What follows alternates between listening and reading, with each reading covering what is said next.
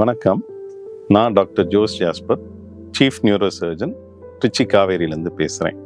Almost ஒரு 20 வருஷமாக நான் ஒரு நியூரோ சர்ஜனாக, அதாவது மூளை நரம்பியல் அறுவை சிகிச்சை நிபுணராக வேலை பார்த்துட்ருக்கேன். என்னை பார்க்குற நிறைய பேர் என்ன கேட்பாங்கன்னா, சார் நீங்கள் என்னெல்லாம் சார் உங்கள் வேலை அப்படின்னு கேட்பாங்க. எங்கள் வேலை சர்ஜரி மட்டுமா அப்படின்னா கிடையாது.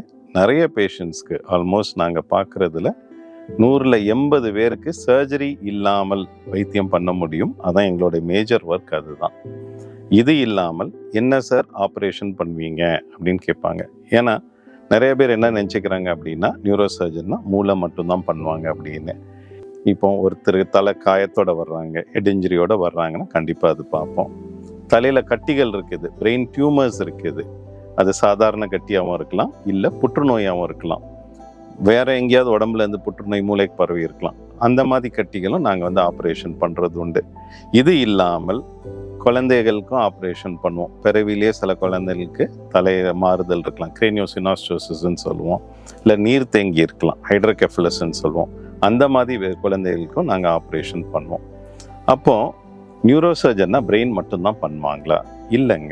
நிறைய பேர் நாங்கள் ஸ்பைன் சர்ஜரியும் பண்ணுவோம், அதாவது தண்டுவட சர்ஜரிகளும் பண்ணுவோம். ஸ்பைன் சர்ஜரி அப்படின்னு சொன்னாலே நம்மளுடைய நரம்புகள் தண்டுவடத்தில் அமுங்கி இருந்தாலோ, டிஸ்க்குன்னு சொல்லுவோம், இல்லை தண்டுவடங்கள் தேய்மானத்தினால நமக்கு நரம்புல பாதிப்பு வர்றது இருந்தாலுமே நம்ம டிஸ்க் சர்ஜரி, இல்லை ஃப்ராக்சர் இருக்குது, ஒருத்தர் விபத்தில் தண்டுவடை உடையுது அப்படின்னா அதுக்கு பிளேட் போடணும், ஸ்க்ரூ போடணும், அந்த மாதிரி சர்ஜரிஸ், ஸ்பைன் சர்ஜரிஸும் பண்ணுவோம்.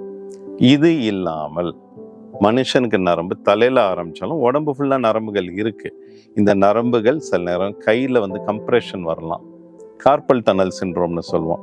இல்லை கைகள் கால்களில் அந்த நரம்புகளில் கட்டி வரலாம், நியூரோமாஸ்ன்னு சொல்லுவோம்.